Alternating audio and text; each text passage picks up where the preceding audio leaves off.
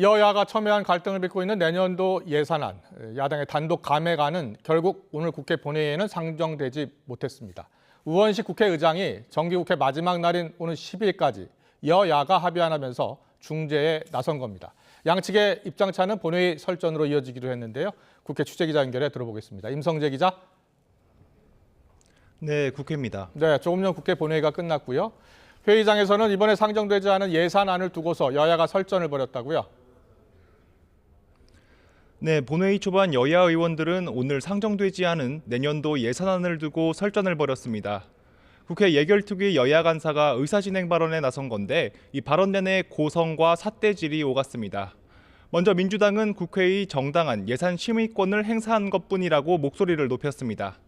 특히 정부 안에 6대 권력기관이 쓰는 정부비가 2조 200억 원이 넘었고 1조 1000억 원가량이 아무런 지출 증빙 없이 마구 쓰여 있었다고 주장했습니다. 관련 발언 들어보겠습니다. 국민들의 의혹을 해소하고자 국민들의 당당한 명령인 국회 예산심의권을 제대로 확보하고자 특갈비를 감행했던 것입니다. 정부가 5조 원 가까이 편성한 예비비도 과다 편성된 거라며 2조 4천억 원 삭감된 예산으로도 충분하다고 강조했습니다.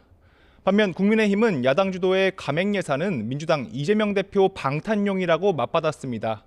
여야 모두 치열하게 고민한 예산안이 민주당 윗선의 지시 이후 바뀌었다고 의심한 겁니다. 관련 발언도 들어보겠습니다. 부끄럽지 않습니까? 부끄럽죠? 왜? 범죄자 이재명 대표 방탄 위에 사는 건 아닙니까? 그렇지 않습니까? 또 전국민 마음투자와 아이돌봄 지원수당 등 야당이 삭감한 예산 하나하나를 열거하며 이번 파행의 탓을 야당으로 돌렸습니다. 네, 저런 날선 공방이 오간 예산안, 우원식 국회의장이 오늘 10일까지 협상하라고 촉구한 거죠? 예, 우원식 국회의장은 오전 여야 원내대표와의 3자 회동이 무산된 직후 내년도 예산안을 오늘 본회의에 상정하지 않는 대신 정기국회 마지막 날인 오는 10일까지 여야가 합의해달라고 촉구했습니다. 관련 발언 들어보겠습니다. 민생과 미래를 위한 예산 확충에 정부가 더 열심히여야 합니다. 거듭 여야 간 더 성숙된 논의와 정부의 적극적인 노력을 당부드립니다.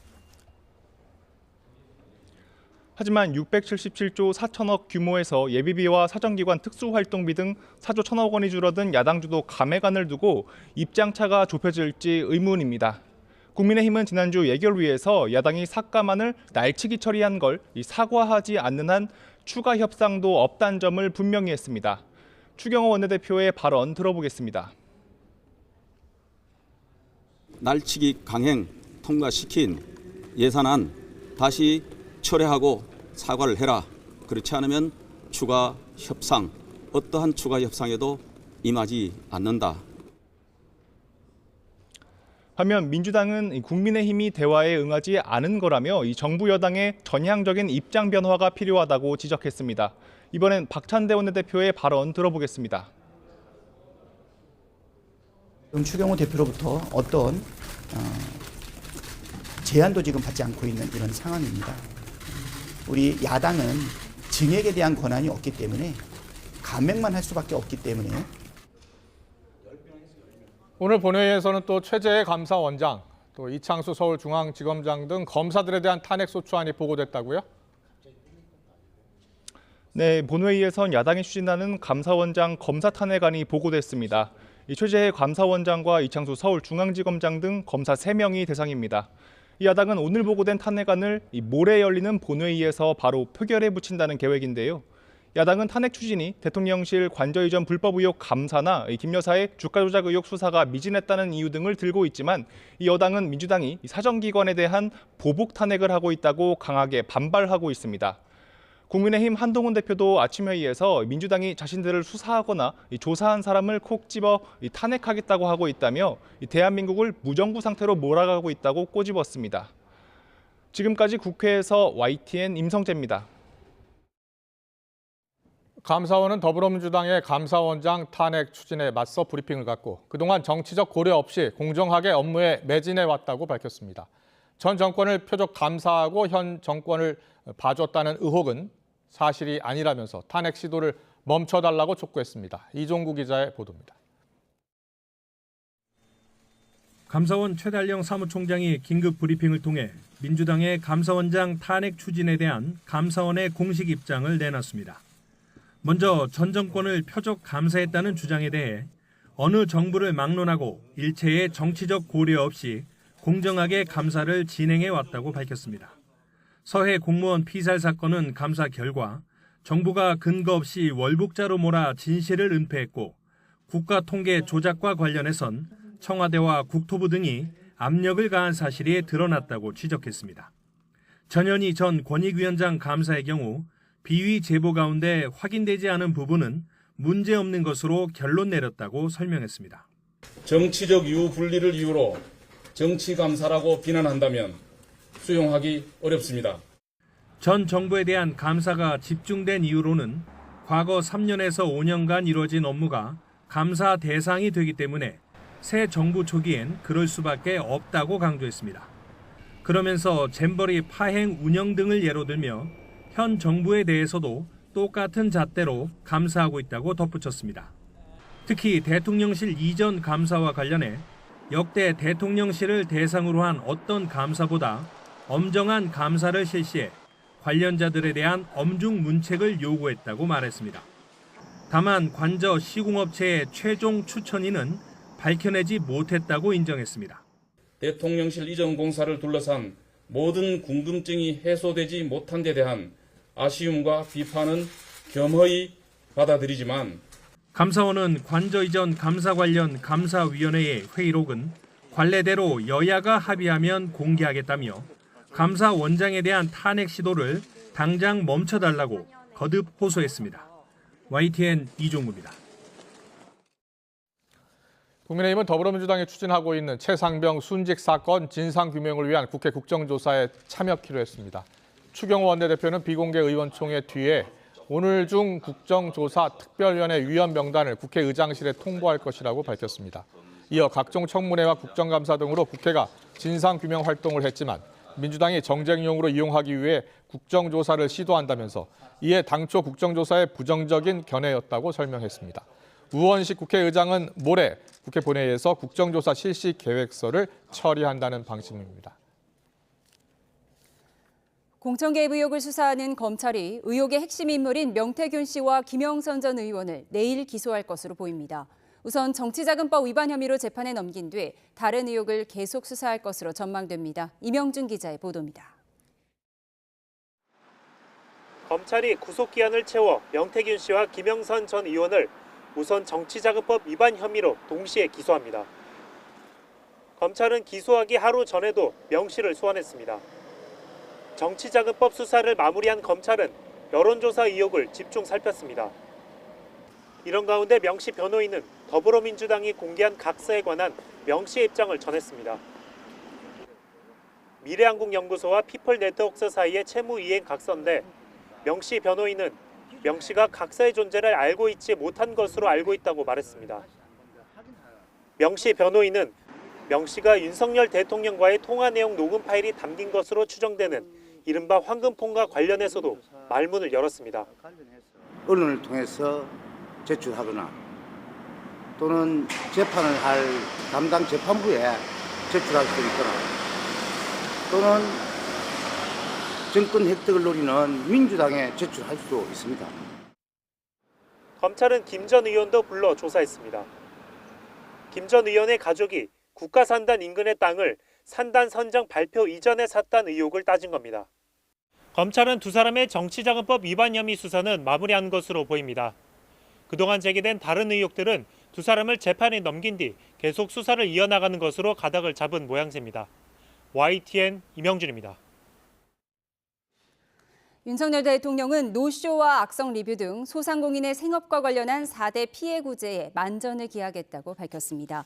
윤 대통령은 국정 후반기 첫 민생토론회를 열고 노쇼 피해가 연간 4조 5천억 원에 달하는 만큼 예약 보증금제를 마련하겠다고 밝혔습니다. 이와 함께 영세가게 배달 수수료를 3년 동안 30% 이상 줄이고 모든 전통시장엔 0%를 적용할 수 있도록 민간과 협업하고 모바일 상품권 수수료도 낮춰가겠다고 덧붙였습니다. 정부가 내년 초까지 정년 연장에 대한 노사정 합의안 마련을 추진하고 있는 가운데 만약 정년이 65세까지 연장될 경우 기업 부담이 연 30조 원을 넘는다는 조사 결과가 나왔습니다. 정년 문제가 노사 갈등을 넘어 세대 갈등을 촉발할 수도 있다는 우려 속에 사회적 공감대가 이루어질 수 있을지 관심입니다. 황혜경 기자의 보도입니다. 정년 연장에 대한 시민들의 생각을 물어봤습니다. 한 직장에서 올해 몇십 년을 일하신 분들이다 보니까 그분들이 이제 취업하려는 청년들보다는 조금 더 대우를 받는 게 조금 더 맞지 않나라는 생각이 들어서 저도 청년임에도 불구하고 개인 기업은 이제 이윤을 창출해야 되는데 수익이 없으면 굳이 그 많은 인력을 데리고 있을 수가 없지 않습니까? 이해는 되면서도 뭔가 좀 국민연금에 대해서 좀 늦게 지급하려고 하는 약간 정부의 그게 또 있지 않나, 서로 상충되는 부분이 있어서 그 부분에 대해서는 조금 좀 절하나 하고 서로 의견을 맞춰봐야 되는 게 필요할 것 같다고 생각합니다. 노인 인구 1000만 시대를 맞아 정부가 정년 연장을 적극 추진하면서 논의가 급물살을 타고 있습니다. 현행 60세인 정년을 65세로 연장하는 게 골자인데 앞서 대한노인회장에 취임한 이중근 부영회장은 노인 기준을 75살로 늘려야 한다는 주장을 내놔 이목을 끌기도 했습니다. 국가에서 정년 연장과 같은 제도를 도입한다면 정년 연장 첫 해에는 정년 피크 임금의 40%를 받고 10년 후에 75세에도 20% 정도를 받는 생산 잔류 기간을 10년간 연장하고자 합니다. 하지만 기업들은 난색을 표하고 있습니다. 일단 인건비 부담이 큰 데다 조직 내 인사 적체가 심해지고 청년 신규 채용에 부정적 영향을 끼칠 수 있다는 주장입니다.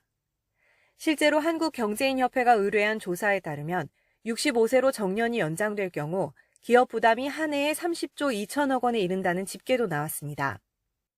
기업별로 그 규모 또는 산업별 특성 또는 근로자의 그 업무 특성상 여러 가지 그 다양한 요소들이 있을 수가 있는데 일률적으로 이렇게 정년 연장을 65세로 딱 법으로 못을 박는 것은 그 기업들의 그 준비된 여건들을 고려하지 않아서 상당히 많은 부담이 될 것 같습니다.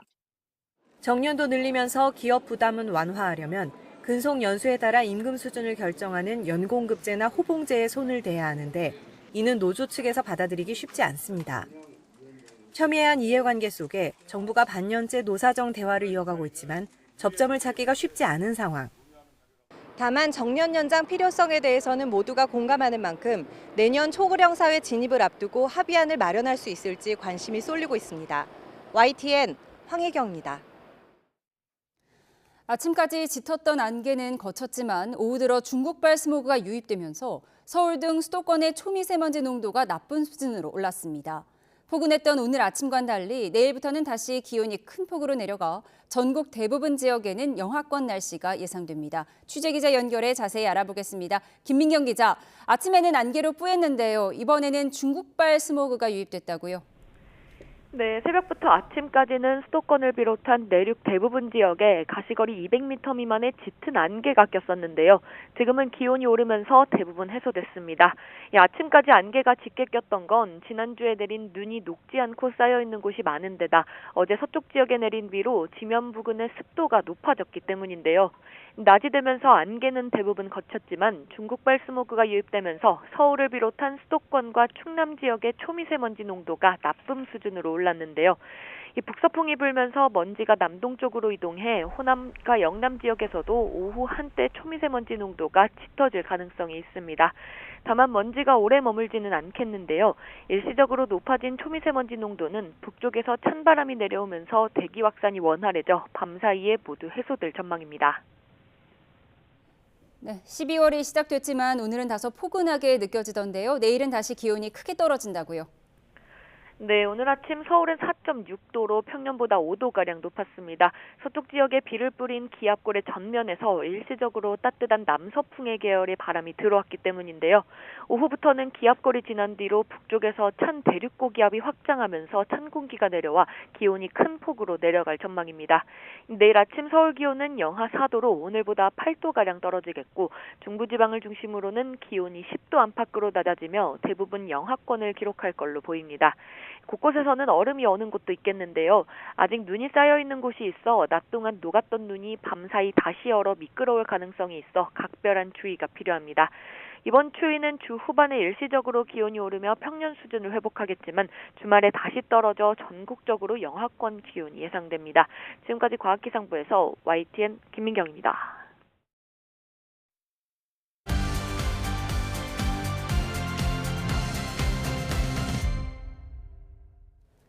정치의 겉과 속을 들여다보는 정치원 시작하겠습니다. 오늘은 김영준 배재대 석좌교수, 배종찬 인사이트K 연구소장과 함께 분석해 보겠습니다. 어서 오십시오. 네. 안녕하세요. 안녕하십니까. 안녕하세요.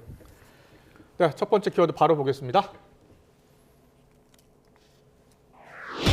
우원식 국회의장의 모습이네요. 첫 번째 키워드는 긴급 회견입니다. 우원식 국회의장이 오늘 긴급 기자회견을 가졌습니다. 내년도 예산안 관련 정기국회 마지막 날인 10일까지 여야가 합의해달라고 요청한 겁니다. 여야 대표는 어떤 말을 했는지 직접 듣고 오겠습니다. 고심 끝에 오늘 본회의에 예산안을 상정하지 않기로 했습니다. 결과적으로 법정 개안을 지키지 못하게 되었습니다. 정기국회가 끝나는 12월 10일까지는 예산안을 처리해야 합니다. 정말로 나라에 돈이 없어서 이 둘 중에서 한 가지만 선택한다면 국민 여러분은 어떤 거 선택하실 것 같습니까? 국회의 특활비입니까? 아니면 경찰의 치안 유지를 위한 특활비입니까? 저는 대부분의 국민께서 경찰의 치안 유지를 위한 특활비를 선택하실 거라고 생각합니다. 국민들을 볼모로 인질극을 하겠다는 것에 지나지 않습니다. 문제된 특활비, 어디다 쓰는지도 모르는 특활비를 삭감한 것인데 이것 때문에 살림을 못하겠다고 하는 사실 좀 당황스러운 얘기죠. 증액을 안 해줘서 협상을 안 해서 문제다. 이건 정말 황당한 얘기입니다. 정부가 필요했으면 예산을 냈어야죠. 네, 12월 2일 오늘 예산안 처리 법정 시한입니다만 지킨 적이 거의 없는 것 같아요. 그런데 특히 내년도 예산안 처리 올해는 여야가 더 강하게 충돌하고 있는 것 같거든요. 과거와 어떤 점이 좀 다른 것 같습니다. 원래 법에 의하면은 이제 12월 2일 날이 예산안을 이제 측정하는 마지막이잖아요. 그렇습니다. 그런데 12월 10일이 이제 정기국회가 마감되는 거고, 또 우원식 의장이 기일을 지키지 못해서 죄송하다는 얘기가 12월 2일 날 예산이 이제 확정돼야 되는데, 과거에는 법에 의하면 여야가 이렇게 충돌하지 못하면 정부 예산이 12월 2일 날 자동 상정되는 그런 거가 있었어요. 그렇습니다. 예, 그게 이제 그게 뭐 엄밀하게 따지면은 국회 선진화법이 만들어지면서 이제 만들어진 거거든요. 왜냐하면 이제 그 예산안을 둘러싸고 이렇게 계속해서 갈등을 일으키게 되면은 어떤 때는요 12월 31일 날 지나고 나서도 통과한 적이 있습니다. 근데 그런 거를 이제 막기 위해서 만든 제도인데, 이게 오히려 이제 편법적으로 결국 이제 증액을 할 수가 없거든요. 정부 예산안이 나오면은. 그러니까 감세를 통해서 감세를 할 수 있다고 이제 돼 있기 때문에 그걸 이제 야당이 이제 활용을 해서 뭐 감액을 한 예산안을 제출했는데, 문제는 뭐냐면 그런 적이 없다는 거죠. 그러니까 이제 여러 가지 뭐 사상 초유라는 거가 자꾸만 나오잖아요. 우리 민주당이 이제 거대 의석을 갖고 있는 상황 속에서 사상 초유라는 말, 지금 이제 예산안 그렇죠. 감사원장 지금 오늘 뭐 보고를 한 것 같아요. 탄핵안 보고된 거. 그다음에 이재명 대표를 수사한 검사라든지 다른 검사도 지금 오늘 한번 보고를 했던 것 같아요. 그래서 탄핵을 한다는 거니까 지금까지 한 번도 없었던 일들이 자꾸만 벌어지니까 그러면 이제 결론은 딱 하나죠. 무엇을 위한 거냐라는 거죠. 자, 감액을 했는데 어떤 이유 때문에 감액을 했느냐에 대한 부분들이 굉장히 이제 설득력이 약할 수밖에 없는 것이 아닌가라는 생각을 좀 하게 됩니다. 야당은 예산의 정상화다라고 주장을 하고 있어요. 그럼 과거에는 그 지금 얘기하는 감사원 검찰 경찰의 특활비에 대해서 왜 문제 제기를 안 했죠? 왜 이재명 대표가 예를 들어 수사를 받고 나름대로 사법 리스크가 있는 다음에 이런 일이 발생되느냐라는 거예요. 과거에도 충분히 그런 일이 있었다고 한다면 그러면서 이제 묻고 싶은 거는 국회에 그러면 특활비, 특명비는 그대로 하나도 짝 깎지 않고 한동훈 대표가 조금 전에 한 이야기죠. 그런 거니까 국민들이 과연 소통시킬 수 있을 것인가에 대해서 굉장히 회의적이고 이 부분을 이제 우원식 의장이 하나 이제 우리가 알아야 될 거는요. 미국에는요 의회가 예산 편성권이 있습니다. 우리는 예산 편성권이 아니에요. 예산 심의권이죠. 그러니까 심의와 편성은 다른데 아마 기억나실 거예요. 클린턴 정부 때인데 깅그리치 그 의장이 아예 예산을 통과를 안 시켜주니까 어떤 일이 벌어졌냐면 뭐 거기도 엄청나게 그 난리가 났었었죠. 그러니까 정부가 이제 셧다운하는 그것도 다 예산과 관련된 거. 결국 어떻게 됐죠? 그 예산 때문에 셧다운했던 걸 주도했었던 깅그리치 의장은 손을 들어버렸잖아요. 왜 그러냐? 이거는 결국은 국민들에 대해서 피해를 줄 수밖에 없다고 하니까 나온 현상이기 때문에 이것도 저는 마찬가지라고 봅니다. 알겠습니다. 배종찬 소장님께서는 여야가 충돌하고 있는데 뭐 여야는 서로 내탁 공방만 하고 있거든요. 누가 더 큰 책임이 있다고 보세요? 저는 우원식 국회의장이 날짜를 연기한 결정적인 이유가 있을 것 같아요. 왜냐하면은 예산만 생각하면 되거든요. 근데 예산에다가 정치도 집어넣고 정쟁도 집어넣고 진영도 집어넣다 보니까 이런 사달이 벌어지는 것이거든요. 그러니까 민주당도 뭔가 줄여야 될 필요가 있는 게 있으면 정확하게 명분과 근거를 제시하면 됩니다. 저는 그럴 만한 예산도 있다고 봅니다. 그러니까 중요한 건 여론을 의식했다. 국민들은 납득 불가할 거예요. 왜 이러고 있는지. 감액 예산은 예결위 통과된 그래픽 잠깐 보여주세요. 그러니까요. 뭐 감액하는 거에 대부분 보면은 실제 여기 리스트에는 안 나와 있지만 지금 화면으로 보시고 계시지만 실제로는 호남 개발과 관련된 예산도 이대로면 이대로 간다면은 삭감을 해야 되는 상황이고 국고채 이자 상환 예산이 5천억 원이 삭감되는 이유도 분명하지가 않고 그러니까 이제 여기서 중요한 건 예산만 생각하면 됩니다. 그러니까 민주당도 명분을 가지려면 어떤 예산을 왜 줄여야 되는지에 대해서 근거를 가지고서 제시를 하면 되는데 가령 미국 같은 경우에는 그렇습니다. 그러니까 그럴 만한 서로 간에 이런 따져볼 수밖에 없는 내용들입니다. 가령 우크라이나에 지원을 해야 되냐 말아야 되느냐. 또 하나는 인플레이션 감축 법안 IRA를 유지해야 되느냐 말아야 되느냐. 그다음에 오바마 케어 이거 해야 되느냐 말아야 되느냐. 그럴 만한 이슈가 없어요. 다 여기에 정쟁이고 정치고 진영이 들어가 있어요. 저는 민주당도 줄여야 될 게 있으면 정확하게 명분을 제시하라. 그리고 정부 여당의 경우에도 어떤 부분이 지금 충돌하고 있는 지점인 부분을 정확하게 직시해서 그 부분에 관한 예산만 놓고 이야기를 하는 게 필요한 거죠. 오늘 쟁점 가운데 하나가 특수활동비였는데요. 야당에서는 이 특수활동비가 영수증 처리도 제대로 되지 않고 사용을 하고 있다. 근거를 밝혀달라고 하는데 근거가 나오지 않는다라는 거예요.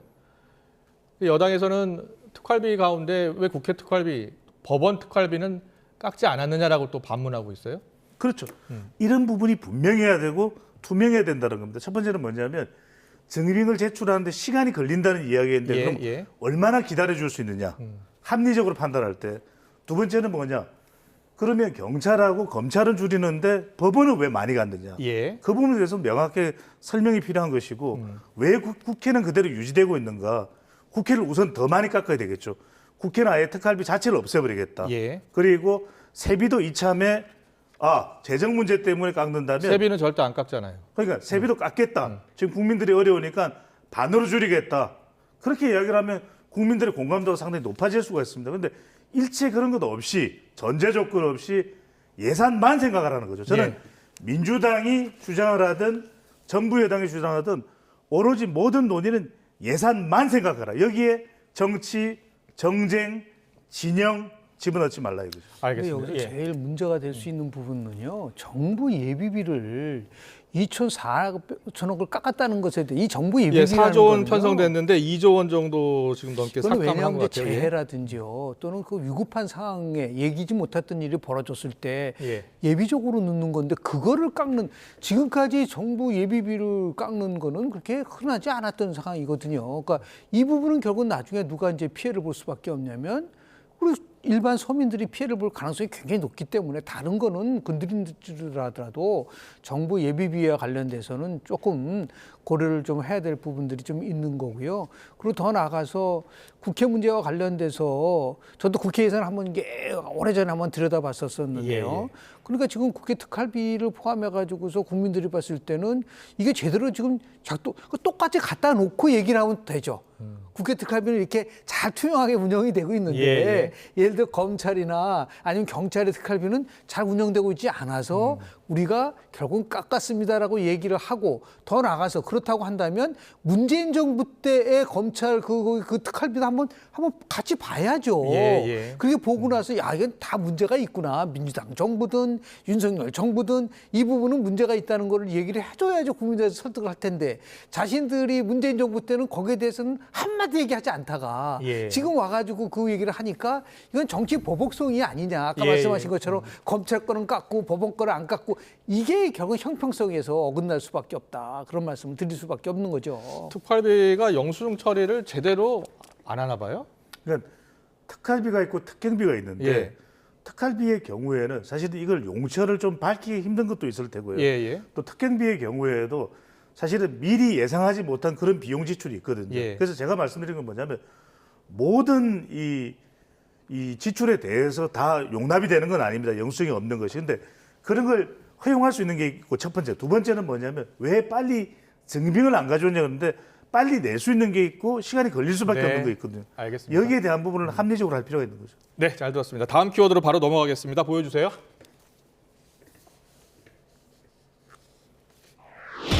추경호 국민의힘 원내대표네요. 폭주라는 표현을 썼는데요. 오늘 본회의에서는 최재해 감사원장 그리고 이창수 서울중앙지검장 등 검사 3명에 대한 탄핵안이 보고가 됐습니다. 추경호 원내대표는 다수당의 폭주라면서 비판의 수위를 높였고요. 추경호 원내대표 박수현 의원의 목소리 듣고 오겠습니다. 국회 다수당의 이성 잃은 폭주가 민생과 민주주의를 파괴한 날로 헌정사에 길이 남게 될 것입니다. 탄핵 제도를 어린아이 장난쯤으로 가볍게 여기는 처사입니다. 헌법이 부여한 권한으로 민생을 볼모삼아 정부 여당을 겁박하고 국정을 흔드는 민주당의 오만방자한 행태는 결코 용납할 수가 없습니다. 국민의힘이 그렇게 이야기하는 거 보니까 문재인 정부에 대해 보복을 하긴 했나 보죠. 어디가 정치적 중립성, 독립성이 있습니까? 이런 측면에서 자업자득이고 자승자박입니다. 여당이 그렇게 해서 물타기하고 방향을 돌린다고 해서 속아 넘어갈 국민이 한 분도 안 계시다라고 하는 걸 분명히 말씀드립니다. 네, 감사원장 탄핵 소추안 역시 이제 사상 초유의 일인데요. 이틀 뒤에 표결이 있을 것 같아요. 네, 그렇겠죠. 근데 오늘 아침에 이제 감사 사무총장이 이제 조목조목 얘기를 했잖아요. 그러니까 감사원장의 탄핵에 대한 사유를 보면은 문재인 정부와 관련된 사항으로 이게 집중되는 부분들이 굉장히 많지 않습니까? 정치적 중립성을 어겼다는 게 민주당의 주장이에요. 근데 그럴까요, 과연? 그래서 어떤 의미에서 봤을 때는 그런 식으로 따지면은 탄핵 말고도 의회가 할 수 있는 방법은 많습니다. 예를 들어서 국정조사라는 걸 통해 가지고 정말 감사원이 제대로 하고 있는지를 알아볼 수도 있고요. 그럼 그동안 국정감사라는 건 또 왜 하죠? 국정감사라는 거는 정부 주체 전반에 관련돼서 하는 거지 않습니까? 국정감사를 통해서 들여다볼 수 있다. 할 수 있고 국정조사를 통해서 할 수 있고 그런데 그 탄핵을 한다라는 거는 뭔가 정치적인 의도를 갖고 하는 게 아니냐라는 거고요. 더 나아가서 이 탄핵의 사유가 예를 들어 우리 민생과 관련된 부분들 이거 굉장히 그 일반 국민들이 피해를 받기 때문에 예를 들어 옛날에 보면 이런 것도 있었지 않습니까? 그 뭐 특히 이제 가습기 문제 때문에 굉장히 피해를 받다든지 다른 정부의 정책 때문에 피해를 받다든지 이런 것에 대해서 감사를 했는데 잘못했기 때문에 이 부분에 대해서 뭐 나름대로 처벌을 하겠다는 거는 모르겠는데 뭐 서해 공무원 피살 문제는 그거는 유족들이 지금 그 신청을 한 거 아니겠습니까? 예. 그리고 전현희 전 위원장 같은 경우도 잘못된 부분에서는 잘못됐다고 얘기를 하고 허위가 없는 건 얘기를 했는데도 불구하고 예. 이걸 전부 다 정치적인 프레임을 가지고서 보기 시작을 한다고 한다면 왜 그러면 감사원을 독립을 얘기하고 지금까지 한 번도 감사원에 대해서 탄핵이라든지 이런 게 왜 없었을까요? 그만큼 감사원의 같은 역할과 기능에 대해서 인정을 했기 때문에 된 거 아니겠습니까? 예. 근데 그런 면에서 봤을 때 제가 볼 때는 굉장히 이렇게 자꾸만 무모하게 탄핵하고 그런 것이 과연 민주당이 무엇을 위한 것이냐에 대한 의문을 제기할 수밖에 없는 상황으로 가지 않나 그런 생각이 좀 듭니다. 여당에서는 이제 문재인 정부 때 이번 탄핵안이 이제 최재감사원장 통과를 하면 이제 직무대행을 문재인 정부 때 임명했던 감사위원이 직무대행을 맡게 된다. 정치적 순수 아니냐라고 이유에 떠나서 그렇게 되면 이제 예. 3대 3의 구조로 가고 여야가 3대 3 예. 구조로 가고 실제로 보면 결정을 하는 데서 상당히 어려움이 있을 수밖에 없다는 얘기인데 문제는 그게 핵심이 아니잖아요. 예. 감사원장을 국민들이 납득할 수 있는 이유를 가지고 탄핵을 하는 게 정말 정당하냐가 문제지 그 이후에 예. 감사원이 어떻게 운영되느냐는 문제는 저는 부차적인 것 같아요. 예. 본질적인 문제. 그 87년 민주화 이후에 감사원장이 탄핵된 적이 있나요? 없다는 얘기는 예. 그건 뭔가 좋은 의미에서의 사상 초유가 돼야 되는데 나쁜 의미에서의 사상 초유가 된다고 했을 때 과연 이게 그러고 나서 만약에 예. 헌법재판소에서 탄핵에 대해서 만약에 부결했을 때는 그 책임은 누가 지는 거죠? 그럼 이제 그 탄핵을 했었던 데에 대해서 책임을 집니까? 안 지잖아요. 행정부 장관 탄핵했습니다. 그렇지만 헌법재판소에서 결국은 기각됐어요. 그 공백 기간 동안에 대한 부분은 국회는 책임 안 집니까? 그런 부분에 대해서도 얘기를 해줘야죠. 무조건 탄핵만 하고 예. 결과가 어떻든 간에 상관없다? 그거는 완전히 그 편의주의적이고 뭔가 정치성을 갖고 있는 탄핵이라고 볼고 보복성 탄핵이라고 밖에 볼 수 없는 거죠. 네. 야당에서는 이제 그 감사원의 반발에도 불구하고 지금 현 정부에 대한 감사가 제대로 이루어지지 않고 있다. 특히 지금 현 정부의 대통령실에 대한 감사가 제대로 이루어지지 않고 있기 때문에 정책 중립성을 잃었다는 주장이에요. 저는 뭐 데이터 전문가니까 조금 객관적으로 볼 필요는 있을 것 같아요. 예. 그러니까 총선에서도 민주당이 이제 압승했다라고 하는 여론의 평가를 예. 하고 있는 것이죠. 그렇다면 민주당으로서는 정치적인 불만과 분노가 점점 쌓여가겠죠. 네. 대통령의 지지율은 지금 낮은 상태고 그렇다고 해서 뭐 여야 대표회담을 통해서도 전국을 풀어나갈 수단은 없고 예. 그런 어떤 대응이 바로 이제 탄핵으로 이어지겠죠. 그리고 그 명분은 김건희 여사와 관련된 수사가 제대로 이루어지지 않았다. 예. 그리고 현 감사원이 오늘 아침에도 감사원의 사무총장이 브리핑을 했지만 네네. 그럼에도 불구하고 전반적으로 감사원이 좀 대통령실이나 정권의 영향을 많이 받는 것 같다. 네. 그런 인식을 하고 있거든요. 그러면 그런 인식을 하고 있는 국민 여론도 있을 거예요. 그러면 이제 강하게 대응을 하자라는 것인데 저는 여기서 대응 수준이 중요한 것 같아요. 그렇게 해서 지금 이번에 이 서울중앙지검장까지 포함하면은 네. 또 2명 추가죠. 총 12명의 검사를 이제 탄핵 대상으로 삼게 되는 것이거든요. 예. 근데 그중에 통과되는 게 있냐 이런 거죠. 제가 드리는 말씀은 뭐냐면 대응 수위를 높이는 것과 실제 헌법재판소에서 이 탄핵이 인용되는 것과는 다른 차원이거든요. 예. 오죽했으면 노무현 대통령도 법률 위반이긴 하지만 그럼에도 불구하고 탄핵할 정도는 아니다라는 것이 보통 헌법재판소의 판단 기준이거든요. 그러면 이 헌법재판소 갔을 때 최재 감사원장이든 또는 이창수 서울중앙지검들 탄핵 실제 인용될 가능성은 높지 않아요. 예. 그럼 이렇게 되면은 정치 공세로 오히려 역풍이 불 수 있거든요. 무슨 말씀 드리느냐? 지금 감사원장은 독립기구고 검찰을 또 이렇게 탄핵을 하는 것에 대해서는 이재명 대표의 재판 리스크랑 좀 연관된 거 아니야 하는 의심을 받을 수도 있거든요. 예. 그러면 다른 기능이 얼마든지 있습니다. 국정조사 가능합니다. 네. 최혜병 그렇게 하죠. 국정감사도 가능합니다. 또 상임위원회 소환도 가능하거든요. 이런 수단으로도 얼마든지 할 수가 있다는 것이죠. 예. 지금 22대 국회 들어서 10번째 탄핵 소추가 될 것 같다라고 이야기를 하고 있어요. 예. 그런데 야당이 이렇게 강력하게 밀어붙이고 있는 이유가 있을 거 아니에요?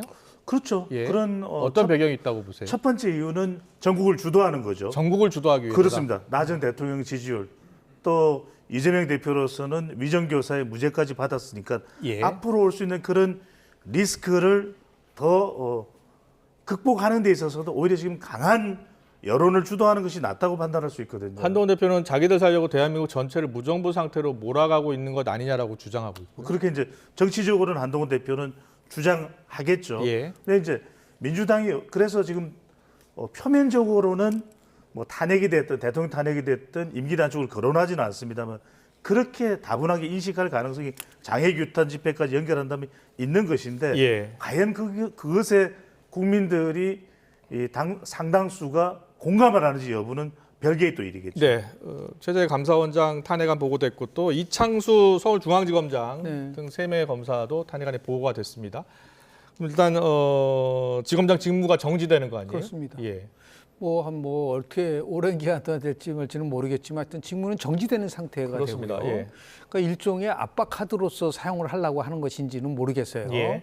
대표적인 게 지금 뭐 김건희 여사 와 관련돼서 도이치모터스 주가 조작 의혹 관련해서 무혐의 처리한 것에 대해서 그걸 이유로 해가지고서 했다고 역시 한다면 정치적 중립을 위반했다라는 주장이죠. 그게 실제로 그걸 판단할 수 있는 거는 탄핵이 아니라 법적인 판단을 받아야 되는 거 아닌가요? 예. 그런데도 불구하고 이렇게 탄핵을 먼저 내세운다는 것은 제가 정말 우리 의회 과정을 연구하는 연구자 입장에서 봤을 때 과거에 집권당이 아주 막강한 힘을 가졌을 때요. 그때 야당이 가장 많이 쓴 말이 뭐였었죠? 예.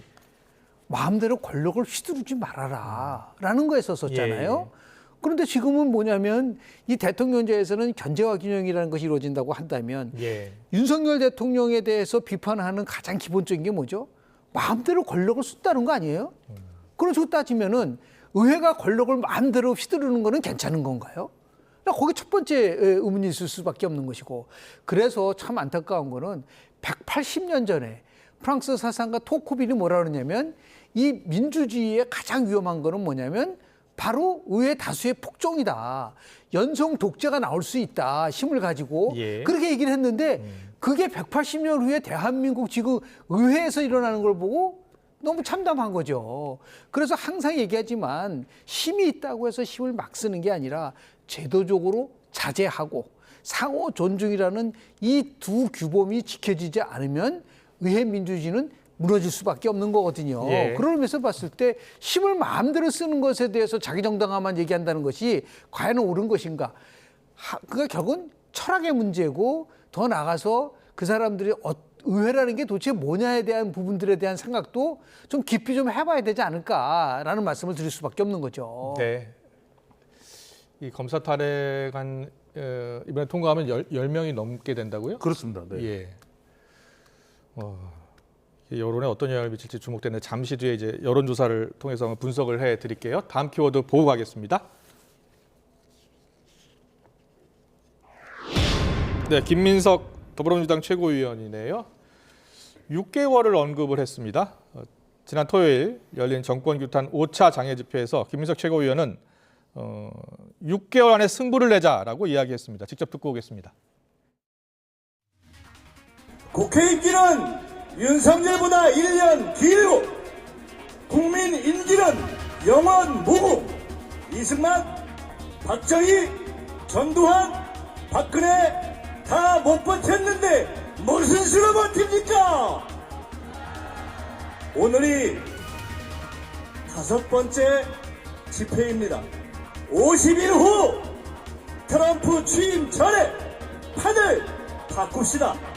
성탄절은 주술 정권 퇴치를 노래하고 송년회엔 10명만 모여도 시국선언을 하고 트럼프에겐 평화로 노벨상을 구원합시다. 25주 6개월 안에 승부를 냅시다. 민주당은 10만 명이라고 주장하시는데 경찰 신고는 12,000명이잖아요. 그리고 어떻게 보면 이게 이제 국민적 요구라고 말씀하시기에는 많이 역부족이다. 문재인 정부도 결국 그렇게 열심히 수사하고도 아무것도 혐의점을 입증하지 못했던 그런 문제를 또 특검이라는 걸로 정쟁의 소용돌이를 만들어서 지금 중요한 민생 문제들이 그렇게 되면 또 다 빨려 들어가는 블랙홀이 되지 않겠습니까? 저는 그게 국가를 위해서도 좋지 않다라고 생각하고. 네, 김민석 최고위원 6개월 내에 승부를 냅시다라고 이야기했는데 이재명 대표의 공직선거법 사건 사법 리스크를 염두에 둔 것 아니냐라는 이야기도 나와요. 그렇죠. 그게 예. 의식되는 것이고 또 이제 상당히 지금 보면은 장애 규탄 집회에 김민석 수석 최고위원의 목소리가 상당히 높습니다. 예, 예. 그게 이른바 얼마 전에 조홍천 전 의원이 이야기했던 낙점설이죠. 이른바 누가 좀 더 목소리를 더 높이고 있는가. 예. 그런 경쟁 구도에서 김민석 수석 최고위원이 정청래 전 수석 최고위원보다도 목소리의 톤 자체가 높다. 상당히 그런 부분도 우리가 주목해 보는데 예, 예. 여기서 주목할 것은 방금 전에 김행크께서 말씀하셨던 대로 6개월이라는 게 공직선거법 2심은 3개월 내에 해야 되지만 그렇게 빨리 나오긴 힘들 거예요. 그러면은 예. 적어도 6개월이 공직선거법이 633이죠. 그렇죠. 6개월, 3개월, 3개월. 이게 여러 가지 예. 의미가 있습니다. 6개월 뒤면은 내년 5월 달이니까 이른바 벚꽃 엔딩을 이야기하는 거죠. 예. 그러니까 마치 이제 이 탄핵 국면과 임기 단축까지도 연결하고 있는 것이고 그렇다면 여기서 국회의원 임기를 강조한 것은 여당도 대통령보다 국회의원들의 22대 국회 임기가 더 길지 않느냐. 예. 뭐 이탈할 수 있을 것 같은데 하는 걸 좀 자극을 하는 거죠.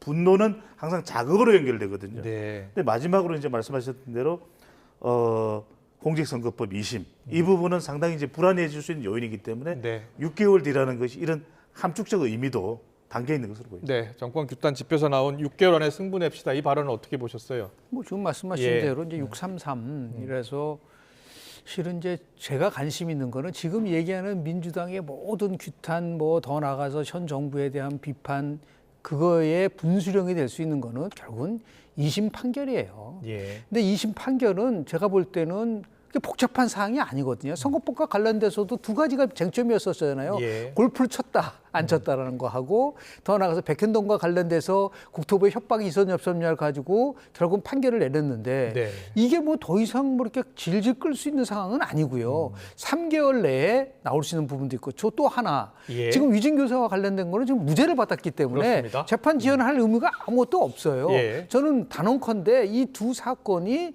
3개월, 4개월 내에 2심이 끝날 거라고 봅니다. 그런데 그 두 개의 재판 중에서 피선거권 박탈이가 하나만 나와도 민주당은 흔들릴 수밖에 없습니다. 예. 6개월 만에 끝나자가 아니라 결국은 거꾸로 역풍을 받을 수 있다. 이재명은 1년 내에 끝난다. 네. 1년 내에 끝나게 돼 있다. 예. 그랬을 때 그거를 막기 위해서 이렇게 몸부림치는 거죠. 이게 6개월 내에 끝난다는 얘기에 대해서 갖고 있는 부분들은 어떻게든 간에 최종적인 판결 전에 판을 새로 짜서 대선을 가져가야 된다는 그러한 건데 또 하나 강조 싶은 것은 지금 국회에서 저렇게 막 입법부가 야당에 의해서 다 독주를 가는데 가장 하는 게 뭐라고 말씀 많이 하나요? 야당이 민심을 예. 확인했다잖아요. 그럼 대통령실 것에서 진 민심은 왜 확인을 안 하죠?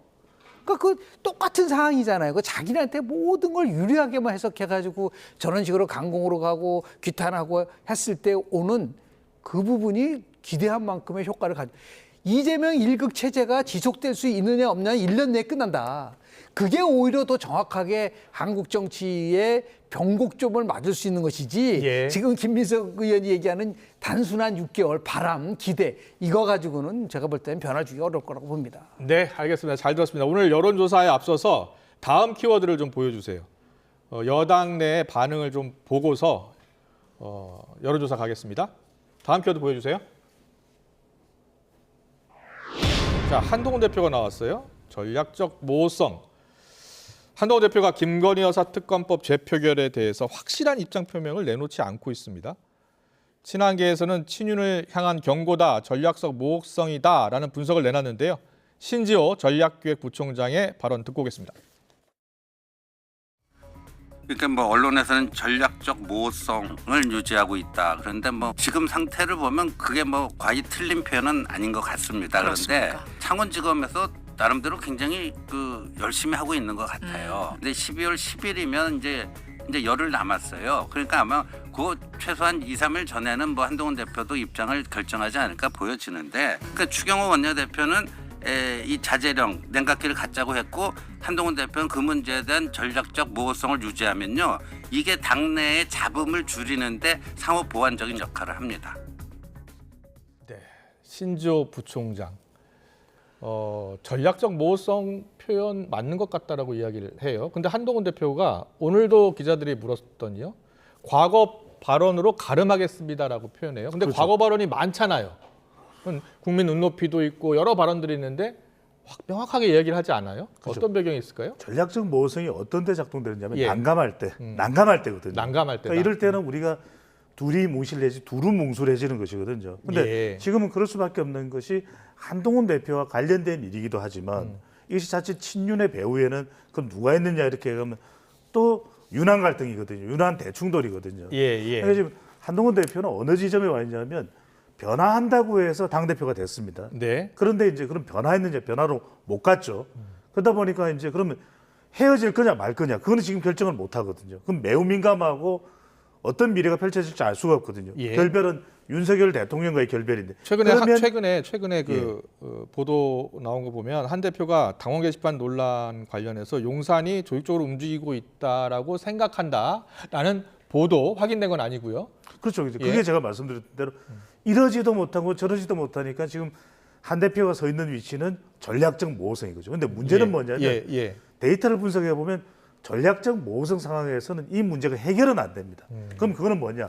대통령 지지율도 잠시 뒤에 보겠습니다만 당 경쟁력, 대통령의 지지율도 별다른 어떤 변곡점이 안 생기고 상승의 변곡점이 안 생기고, 더군다나 한동훈 대표 자신의 경쟁력도 이재명 대표와 경쟁할 때 변곡점이 안 생기거든요. 그렇다면 결국은 전략적 모호성을 영원히 가져갈 수는 없습니다. 더군다나 한동훈 대표가 대선에 출마하는 경우에는 내년 9월까지가 당대표직을 수행할 수 있는 기간이거든요. 아까 뭐 6개월이라는 벚꽃 엔딩설도 나오고 이런 걸 보면 2, 3일 전에 입장을 결정할 것이라고 했잖아요. 2, 3일 전에 어떤 결정을 내릴 것 같아요? 글쎄요, 저는 여기서 특검법 재의결에 대해서 2, 3일 전에 한동훈 대표가 지금 낼 수 있는 것이 그럼 가결로 가겠다, 12월 10일 전에, 그 판단은 어려운 것이고요. 결국은 부결로 갈 수밖에 없는 그런 일단은 전략적 모호성을 유지할 것으로 보입니다. 네. 전략적 모호성, 김문희 교수께서는 어떻게 보세요? 저는 저런 표현을 쓸 것 같지 않아요. 전략적 모호성이 아니라 전략적 인내성으로 가야죠. 전략적으로 인내하는 거죠. 지금 다 알잖아요. 이게 왜 문제가 되고 있다는 부분들. 저렇게 전략적 모호성으로 한다고 한다면 마치 경고를 하고 만약에 이게 안 먹히면 우리는 그 김건희 특별법 10일 날 결국 찬성표를 던지겠다라고 하는 그런 거를 갖고 있는 거, 저런 발언 자체가 굉장히 서로가 감정적으로 충돌할 수밖에 없는 부분이거든요. 그래서 전략성 모호성보다는 지금 한동훈 대표도 다 상황은 인지하고 있지 않습니까? 인내해야죠.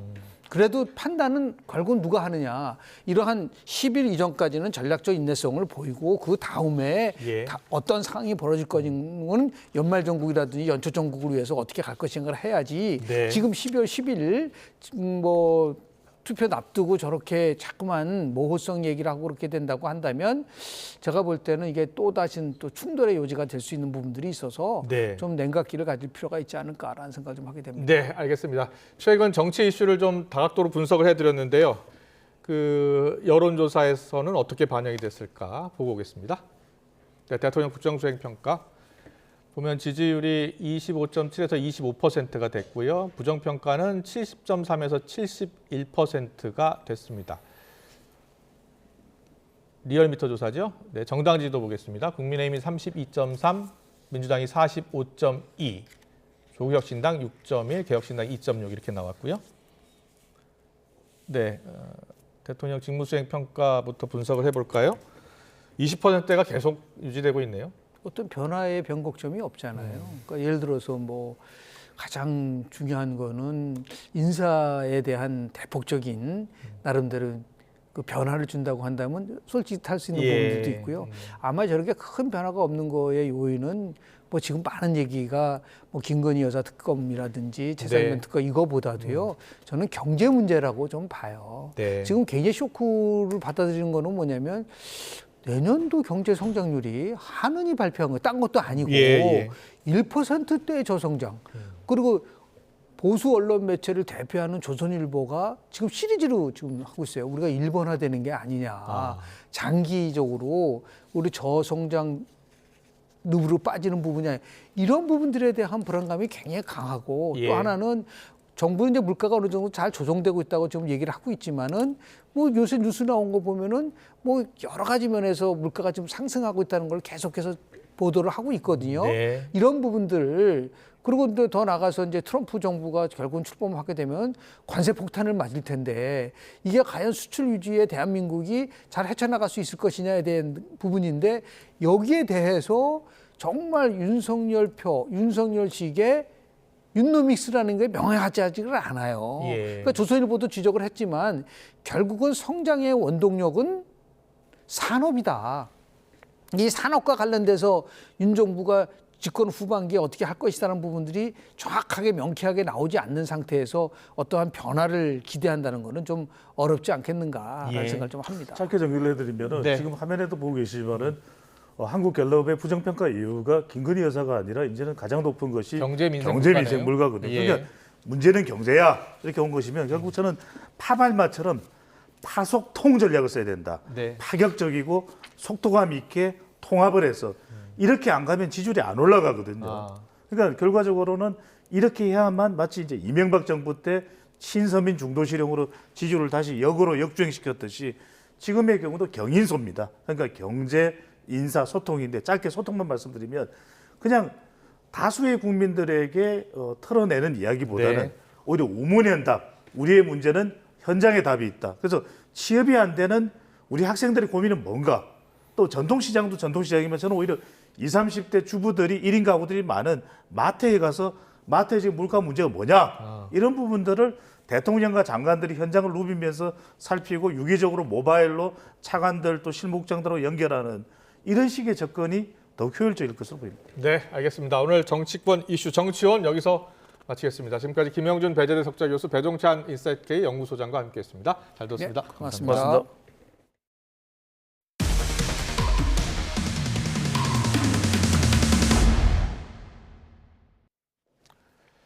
이달 말 퇴임을 앞두고 외국 출장을 가려고 해 논란이 불거지자 돌연 취소한 세종 소방본부장이 애초 세종시로부터 승인받은 일정표와 다른 별도의 일정을 세웠던 것으로 확인됐습니다. 내용을 살펴보니까 훈련 일정은 줄어들었고 유명 관광지들이 가득해서 사실상 외유성 출장을 계획한 것이라는 지적을 피하기 어려워 보입니다. 이상곤 기자의 단독 보도입니다. 세종소방본부가 세종시로부터 승인받은 국외 단기훈련 일정표입니다. 호주 교육기관에서 사흘 동안 훈련받은 뒤 소방박물관과 시드니 현지 소방서 등을 방문하는 일정입니다. 그런데 출장자들에게는 별도의 일정표가 작성돼 배포된 것으로 확인됐습니다. 진짜 일정표를 입수해 확인해보니 실제 훈련 기간은 사흘이 아닌 단 이틀뿐입니다. 수료식을 마친 뒤에는 오페라 하우스와 블루마운틴 국립공원 등 시드니 주요 관광지를 방문하는 일정들로만 채워졌습니다. 이 모든 일정에 이달 말 정년 퇴임 예정인 장거래 소방본부장이 함께하려 했던 것으로 파악됐습니다. 훈련 때문에 가는 건데 오히려 작년에 비해서 훈련 기간은 줄어들고 관광이 좀 늘어났어. 오히려 효도 관광 가는 게 아닌가. 이런 일정을 위해 여행사를 선정하고 1인당 105만 원씩 거둔 것으로 취재 결과 확인됐습니다. 예산을 초과하는 부분이 발생했기 때문에 그 부분을 예산을 쓰지 않고 사비로 이제 분담한 게 아닌가 싶긴 하거든요. 소방 공무원들의 교육비와 항공 운임 등에는 시민 혈세가 투입되는데 사실상 외유성 아니냐는 비판이 나오고 있습니다. 세종소방본부는 경험 부족으로 훈련 이후 일정은 자유시간으로 생각해 여행사를 선정했다는 모호한 해명을 내놨습니다. 이와 관련해 세종시는 출장자들이 승인받은 출장 계획을 이행할 것으로 믿지만 별도 일정표에 대한 구체적인 경위는 파악해볼 필요가 있다고 밝혔습니다. 이번 출장 계획과 일정표가 담긴 공문들은 소방본부장이 최종 결재했으며 비공개 상태였습니다. 호주 교육기관이 초청장을 보내온 뒤 교육비가 1,200여만 원 늘어나고 관광지가 가득한 별도 일정표가 존재했다는 점에서 철저한 조사가 필요해 보입니다. YTN 이상곤입니다. 경기도 수원에 있는 외국인 전용 클럽에서 마약 사범들이 줄줄이 붙잡혔습니다. 경찰과 출입국 외국인청이 합동 단속에 나섰는데 일부 클럽 직원은 불법 체류자인 것으로도 확인됐습니다. 권준수 기자입니다. 화려한 조명이 깔린 클럽 안에 경찰과 손님 수십 명이 뒤섞여 있습니다. 마약이 유통되고 있다는 첩보를 입수한 경찰이 외국인 전용 클럽을 대상으로 합동 단속에 나선 겁니다. 마약 구매는 예약제로 은밀하게 운영됐는데 필로폰이 들어있는 탄산음료 한 잔에 10만 원가량을 내고 마시는 방식이었습니다. 마약 투약자 10여 명에게서는 대부분 필로폰과 엑스터시가 검출됐고 현장에서 발견된 케타민 70g 등은 압수됐습니다. 국적은 대부분 베트남 출신의 20, 30대 남성이었습니다. 종업원 포함해서 저희가 90여 명대를 단속을 하게 됐고요. 저희가 마약 시약 검사를 했거든요. 마약 양성 반응이 나온 그리고 마약 투약자를 12명을 추가적으로 검거를 한 겁니다. 수원 출입국 외국인청도 함께 단속에 나선 결과 불법 체류자인 손님들과 직원들도 적발됐습니다. 또 국내에 체류하면서 취업 규칙을 위반한 외국인도 있었는데 마약 사범까지 합하면 밤사이 모두 39명이 검거됐습니다. 경찰은 불법 체류자 등은 절차대로 강제 출국시킬 방침이라면서 클럽에 마약을 유통한 총책 등이 있는지 수사를 이어나가고 있습니다. YTN 권준수입니다. 정근식 서울시 교육감이 고등학교 3학년 2학기 정상화를 위해 대학 수학능력 시험을 12월에 치르자고 제안했습니다. 정 교육감은 오늘 보도자료를 통해 현재 고등학교 3학년 2학기 출결과 내신 성적 등이 대학 입시에 반영되지 않아 학년 말 공백기가 생긴다며 이같이 주장했습니다. 정 교육감은 고교 교육이 대입 준비를 위한 과정으로만 존재하는 건 아니라며 대학 편의 중심의 입시 일정으로 교육과정 운영이 어려운 상황이라고 설명했습니다. 그러면서 고3 2학기 출결과 내신 성적도 대입에 반영하고 수시와 정시 모집 시기를 2학기 후반기로 통합하는 방안도 제시했습니다. 경찰이 2025학년도 연세대 수시 모집 자연계열 논술시험 문제지를 유출한 인물 6명의 신원을 확인했습니다. 서울경찰청은 오늘 정례 기자간담회에서 유출 의혹을 받는 8명의 피의자를 입건했고 이 가운데 6명의 인적 사항을 특정했다며 차례대로 조사할 계획이라고 밝혔습니다. 학교 관계자는 없는 것으로 파악됐습니다. 다만 문제지를 촬영해 인터넷 커뮤니티 DC 인사이드에 유출했는지는 조사를 더 해봐야 한다고 설명했습니다. 오늘 낮 1시 반쯤 전북 완주군 소양면 명덕리 돼지축사 폐수처리장에서 3명이 질식해 쓰러졌습니다. 이 가운데 축사 대표인 60대 남성과 30대 외국인 노동자가 심정지 상태로 병원으로 옮겨졌지만 끝내 숨졌습니다. 소방당국은 사고 현장에서 유독성 가스인 황화수소가 검출됐다고 밝혔습니다. 경찰은 사망자들이 폐수처리장을 청소하다가 쓰러진 다른 노동자를 구하려다가 변을 당한 것으로 보고 정확한 경위를 조사하고 있습니다. 오늘 오전 11시 반쯤 경북 포항시 두호동의 아파트에서 불이 나 1시간여 만에 꺼졌습니다. 이 불로 집주인 60살 A씨가 숨지고 A씨의 20대 두 아들이 전신 화상을 입어 병원으로 옮겨졌습니다. 또 주민 등 13명이 연기를 마셔 호흡곤란 증세를 호소했고 이 가운데 1명은 병원에 이송됐습니다. 경찰은 아버지 A씨가 기름을 뿌리고 부탄가스를 터뜨리려 한다는 아들의 신고가 접수됐다며 정확한 원인과 피해 규모를 조사하고 있습니다. 경북 울진 앞바다에서 레저용 보트를 타고 낚시하던 3명이 실종됐습니다. 울진해양경찰서는 어제 저녁 8시쯤 경북 울진군 평해읍 직산한 앞바다에서 0.6톤급 레저보트를 타고 낚시하던 가족과 연락이 되지 않는다는 신고를 받고 수색을 벌이고 있습니다. 레저보트를 탄 3명은 어제 오후 1시쯤 울진 직산항에서 출발한 것으로 알려졌습니다.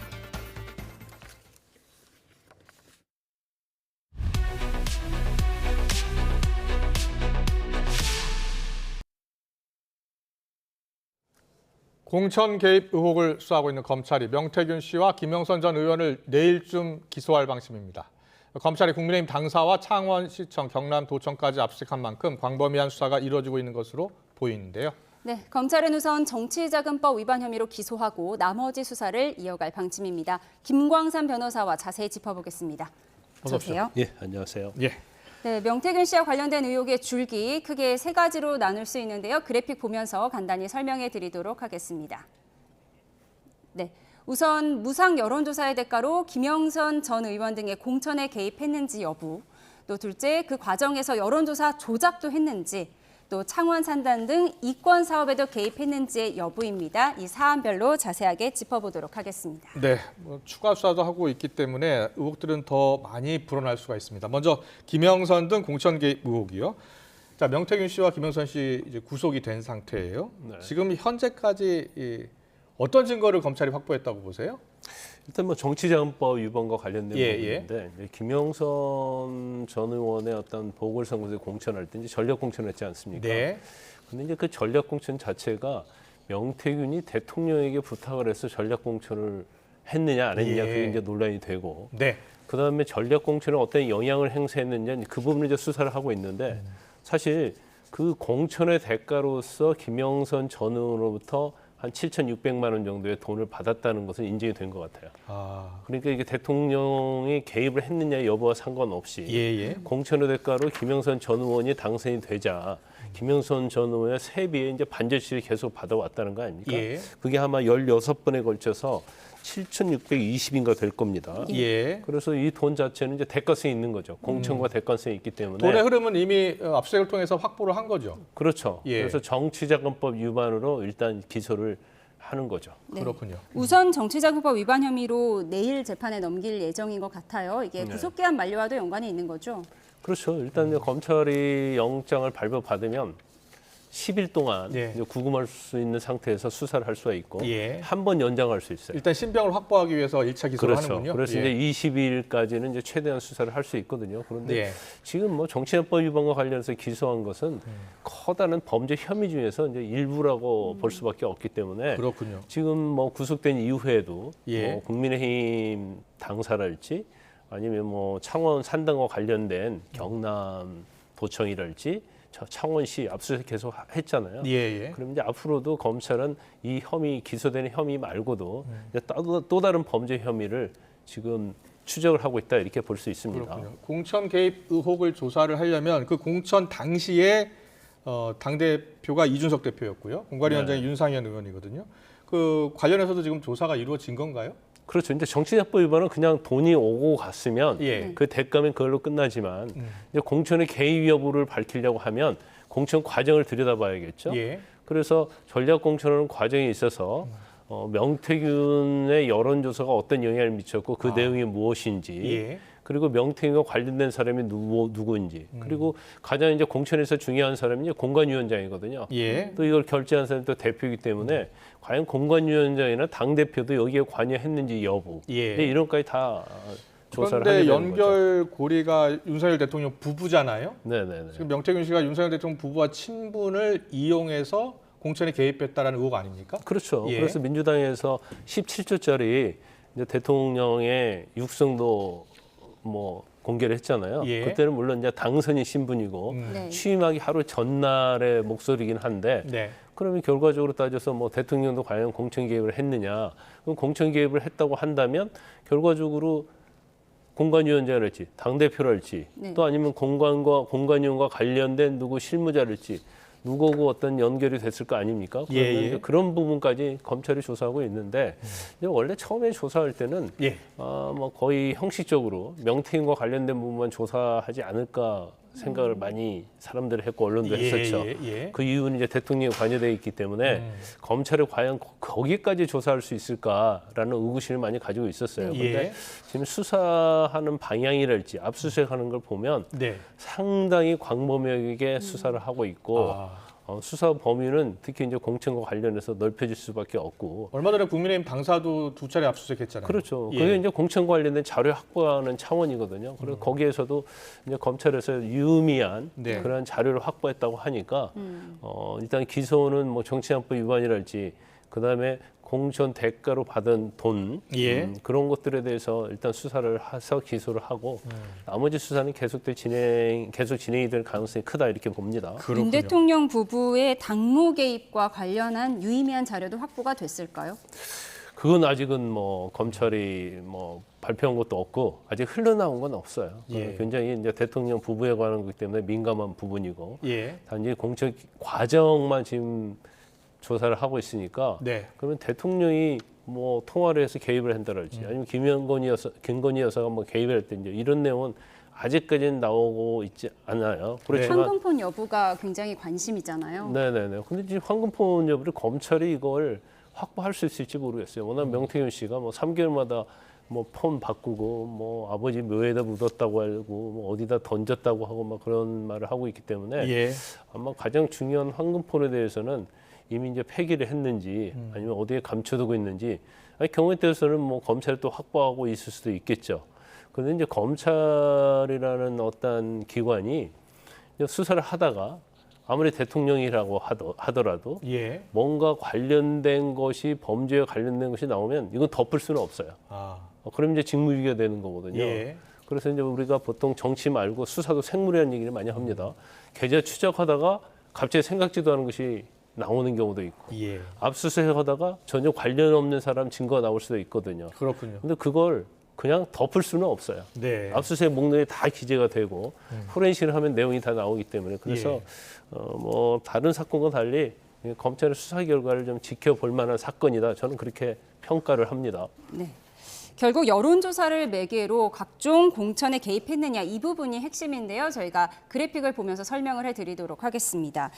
민주당이 각서를 하나 공개를 했습니다. 바로 이 내용인데요. 명태균 씨가 실질적으로 운영한 것으로 알려진 미래한국연구소가 윤 대통령 관련 여론조사를 수행하면서 여론조사를 실제로 하는 업체죠. P&R에 작성해준 채무이행 각서입니다. 내용을 보면 미래한국연구소가 P&R에 미수금 6,100만 원을 갚겠다는 약속을 못 지켰다. 그리고 미래한국연구소가 당시 윤 후보 부인인 김건희 여사에게 돈을 받을 게 있으며 대선 중이니 지금은 받는 게 어려워서 대선 이후에 김 여사에게 돈을 받아 미수금을 모두 갚겠다고 약속했다. 이런 내용입니다. 네, 이 각서가 어떤 의미가 있고 또 명시 변호인의 해명도 나왔더라고요. 처음에 이제 민주당에서 채무이행 각서를 공개할 때는 예. 제가 자세히 보지 않았어요. 그러면 명태균이 뭔가 공짜로 예. 대통령을 위해서 여론조사를 하고 김건희 여사에게 받을 돈이 있었구나 이렇게 생각했거든요. 네. 근데 각서 내용을 좀 자세히 보니까 예. 이런 내용이 있는 거예요. 미래한국에서 당시 윤석열 대통령 후보의 부인인 김건희 여사에게 돈을 받을 게 있으며 그러면 이 내용 자체는 여론조사를 해주고 돈 받을 것이 있다는 내용으로 보이잖아요. 예. 그런데 대선 중이라서 받기 어려우니까 대선 이후에 받아서 예. 미래한국연구소가 여론조사를 제가 볼 때 외상으로 막 돌린 거예요. 네. 그래서 갚아야 할 돈이 있으니까 계속적으로 미래한국연구소에서는 돈을 갚으라고 P&R에서 여론기관에서 빨리 미수금 갚으라고 할 거 아니에요. 예. 그러니까 그 미수금은 김건희 여사한테 받아서 갚겠다고 이렇게 이 얘기를 해온 거예요.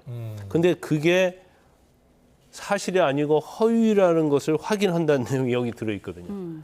그러니까 사실은 여론조사 대신 해줬는데 김건희 여사랄지 대통령 부부한테 돈을 받을 거 있다는 것은 거짓말이라는 것을 확인하는 이행각서거든요. 단지 여기에서 약간 이행각서를 보면 이해가 안 되는 부분이 있는데 제가 좀 뭐 쉽게 설명하는데 또 이해하실지 모르겠어요. 일단 P&R한테 외상으로 여론조사를 하고요.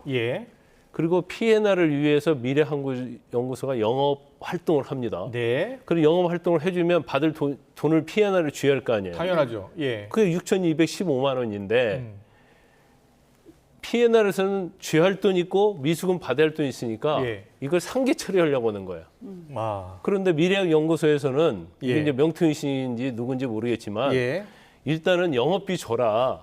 그 미수금은 김건희 여사한테 받아서 주겠다 이렇게 거짓말을 했다는 거죠. 그래서 P&R이 미수금을 줬어요. 아니 영업비를 줬어요. 그다음부터 미수금을 안 갚는 거예요. 그러니까 이행각서를 쓰면서 대통령 부인으로부터 돈을 받는다는 것은 거짓말인 걸 확인하고 이제 그걸 믿을 수 없으니까 개인인 강혜경 씨가 이 돈을 갚아라 하면서 이 이행각서를 쓰면서 그 밑에 강혜경 씨하고 P&R 대표가 서명한 거기 때문에 이 내용 자체는 사실은 대통령 부부와는 전체적으로 해석을 해보면 이제 상관이 없는 각서가 된 거죠. 그런데 그동안 이제 많은 의혹들 가운데 하나가 명태균 씨가 왜 여론조사를 무상으로 저렇게 했을까? 누구한테 돈을 받았지 않았을까라는 의혹들이 계속 제기됐었잖아요. 그렇죠. 그러니까 예.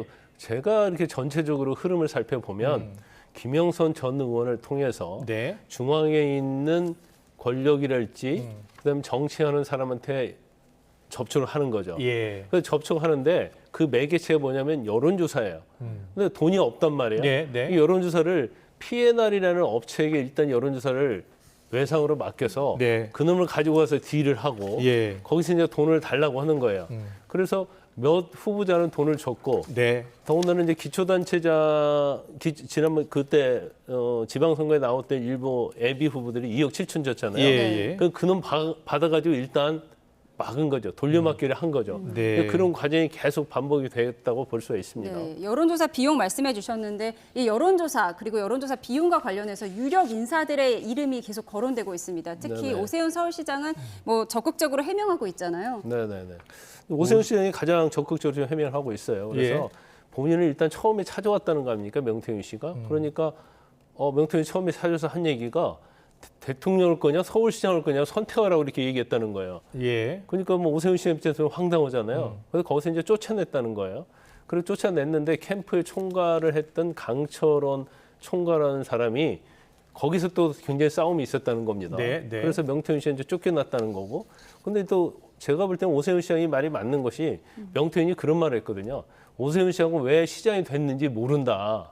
이렇게 얘기한 걸 보면 오세훈 시장과는 전혀 관계가 없다. 오세훈 시장 그 후원인인가요?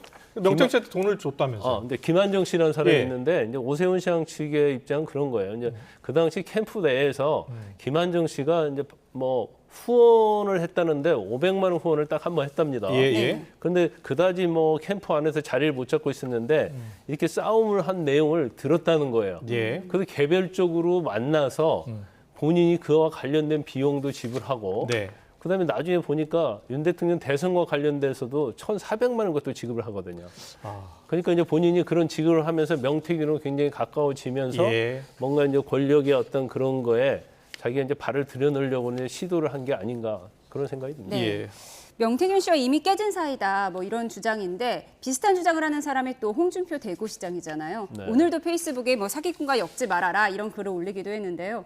홍준표 시장과 관련해서는 뭐 특별히 드러난 게 있을까요? 아직 드러난 게 없죠. 근데 이제 내용을 전체적으로 보면 이제 홍 시장과의 인연은 굉장히 깊지 않느냐 이제 그런 의혹은 있어요. 왜냐하면 홍 시장이 대구시장 출마했잖아요. 네. 또 대구 수성구 국회의원 출마를 했고.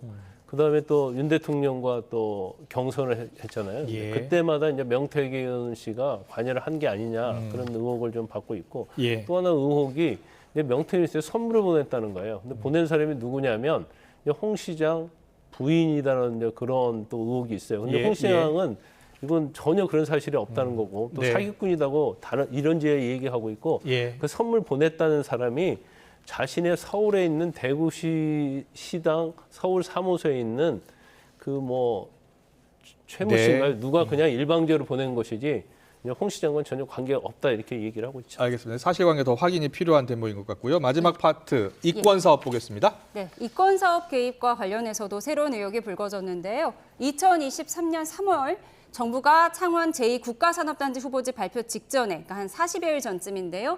김영선 전 의원의 가족이 그 후보지 인근에 땅을 샀습니다. 네. 김영선 전 의원은 동생들이 은퇴에 의해 귀촌하려고 집을 샀다 이렇게 주장을 하면서 나는 이 사실 전혀 몰랐다고 해명을 했습니다. 창원시청, 경남도청 검찰이 다 압수수색했어요. 그렇죠. 예. 그런데 지금 명태균 씨가 어떻게 저 창원 산단과 관련해서 실무자들을 만났고 브리핑도 받고 그랬다는 거 아닙니까? 예. 그래서 뭐 그 산단으로 지정되기 위해서 자기가 해보겠다고 했다는 거예요. 그런데 이제 김영선 전 의원이 큰 딸이고 동생이 둘이 있다는 겁니다. 남동생이. 예. 그 중에 이제 동생 하나의 부인이니까 이제 올케가 되겠죠.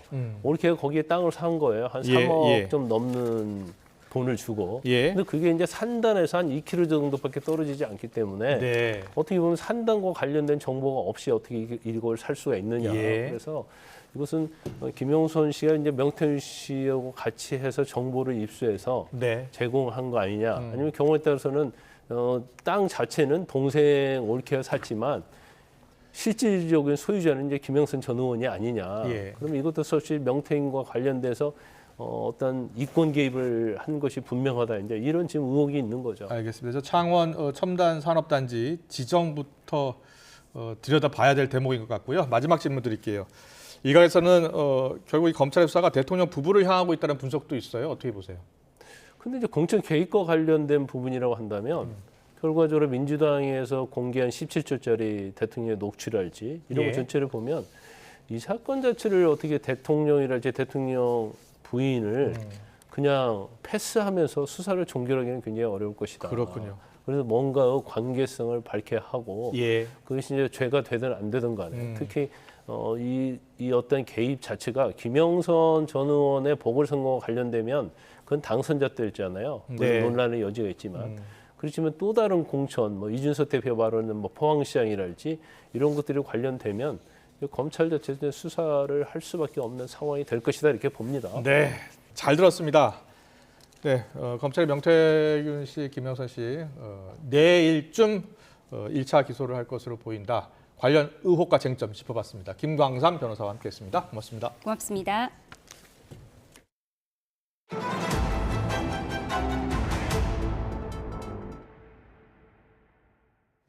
찬 공기가 내려오면서 기온이 급격하게 떨어질 것으로 보여 인천에 한파주의보가 내려졌습니다.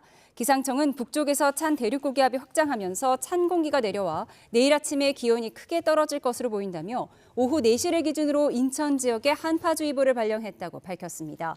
내일 아침 서울과 인천 영하 4도, 경기 파주와 강원 철원, 대관령은 영하 7도가 예상됩니다. 우크라이나군이 최근 북한의 대전차 무기인 불세-4를 파괴했다며 관련 영상을 공개했는데요. 북한이 기존의 장사정포뿐만 아니라 신형 무기까지 지원하면서 사실상 북한 신무기의 테스트베드가 되는 게 아니냐는 우려도 나오고 있습니다. 박희재 기자의 보도입니다. 지난 2018년 북한 열병식에서 영상으로 공개된 북한 장갑차입니다. 전차 파괴용 미사일인 불세-4를 최대 8발까지 장착이 가능한 발사대가 탑재돼 있습니다. 그런데 최근 우크라이나군이 이와 유사한 형태의 장갑차를 파괴했다고 주장하며 드론 영상을 공개했습니다. 이 불세-4는 과거 북한이 러시아에서 들여온 대전차 미사일을 복제해 자체 생산해 개량한 뒤 러시아로 다시 지원한 건데 이번이 첫 사례인 것으로 알려졌습니다. 사거리는 최대 25km까지 추정되는데 관통력이 커서 우리 K2 전차에도 상당한 위험 요소로 평가됩니다. 불세2에 비해서 이 발사관 크기가 커졌기 때문에 그만큼 이 두꺼운 장갑을 관통할 수 있는 그런 능력도 상당 부분 개선됐을 걸로 보여지고요. 특히 우리 군이 운용하고 있는 K2 전차도 한 발로 완파할 수 있는 그런 기능을 갖췄을 것으로 예상이 됩니다.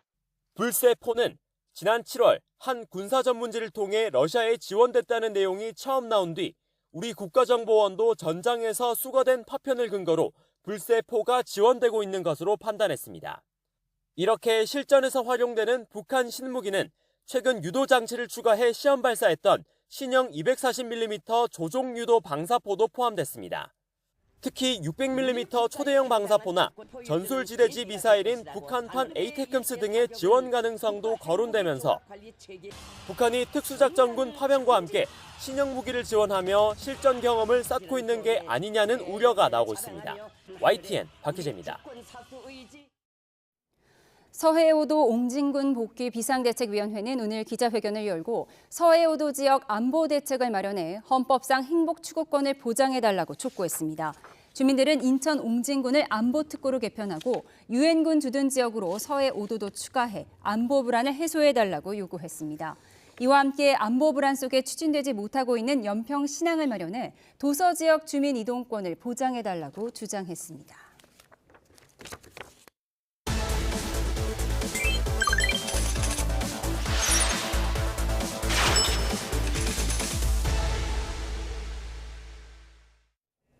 네, 주요 경제 이슈 쉽게 풀어드리는 경제픽 시작하겠습니다. 오늘은 유한홍 기자와 함께합니다. 어서 오세요. 어서 오십시오. 안녕하세요. 안녕하세요. 첫 번째 이슈 바로 보겠습니다. 네.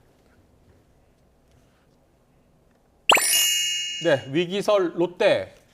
지라시 유포와의 전쟁 선포.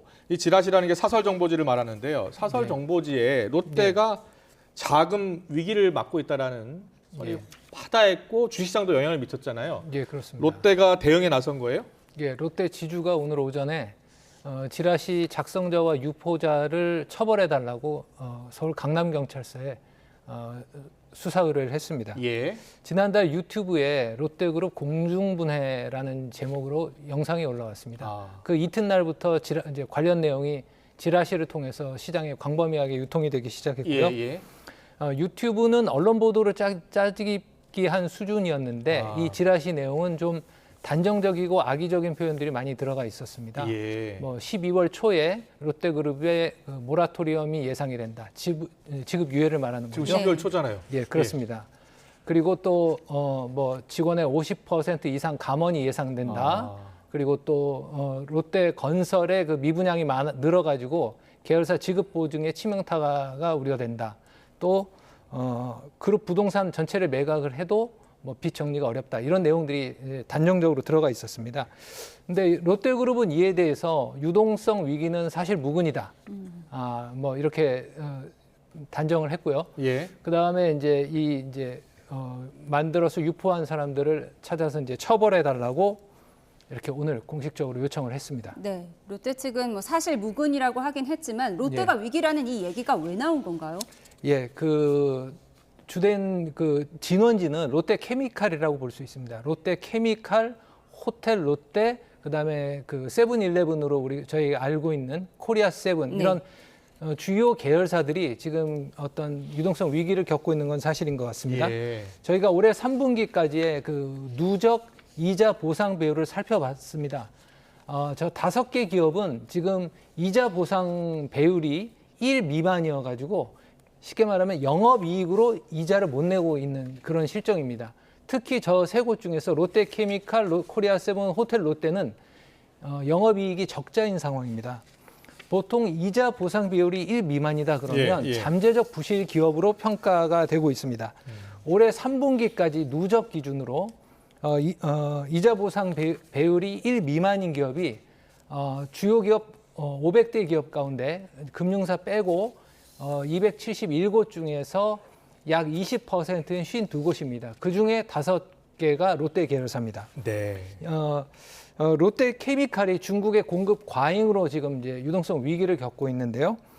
롯데는 최근 이를 만회하기 위해서 롯데 월드 타워 약 6조 원 가치인데요. 이거를 이제 담보로 내놓았고요. 또 롯데 쇼핑은 부산에 있는 센텀시티에 있는 롯데백화점 매장을 비롯해서 부실 점포들을 지금 또 매각을 진행하고 있습니다. 또한 최근 인사에서 최고 경영자 26명을 바꿨습니다. 그렇군요. 위기설 롯데 짚어봤고요. 두 번째 주제는 영상으로 만나보겠습니다.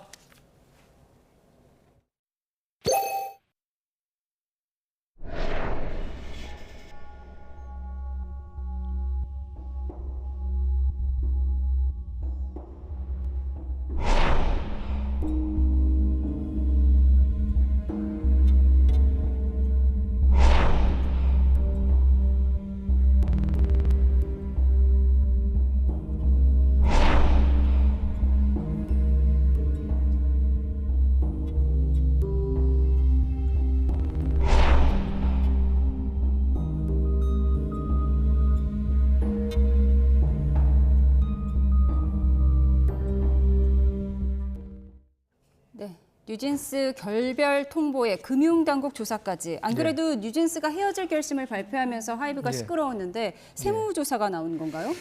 아직 조사까지는 아니고요. 세무조사도 아니고 이제 금융당국의 이제 조사 직전에 지금 사실관계들을 정밀하게 확인하는 과정으로 이해해 주시면 감사하겠고요.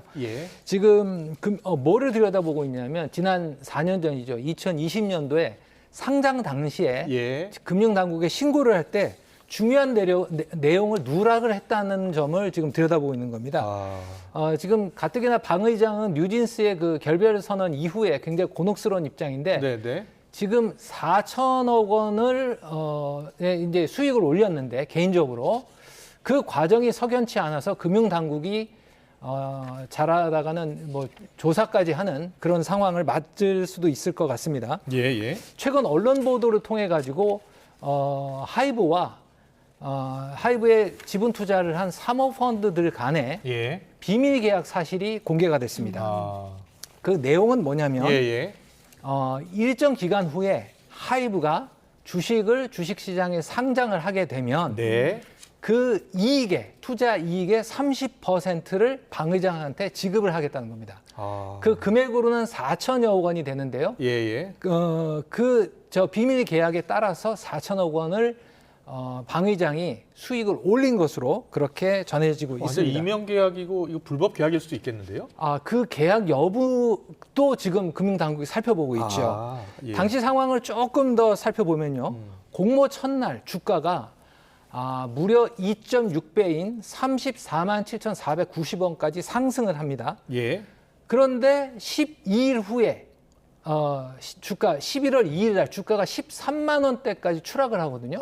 근데 그 중간에 어떤 일이 있었냐 하면 사모펀드의 물량 11.42%가 시장에 매도가 되는 겁니다. 그랬군요. 그런데 이제 보통은 저렇게 큰 지분이 움직일 때는 보호 예수라는 제도가 있는데요. 일정 기간 못 파는 거죠. 그렇죠.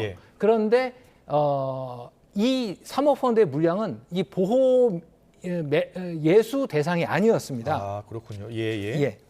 하이브 측은 법적으로 문제 없다는 주장이에요? 하이브 측은 지금 그렇게 나오고 있고요.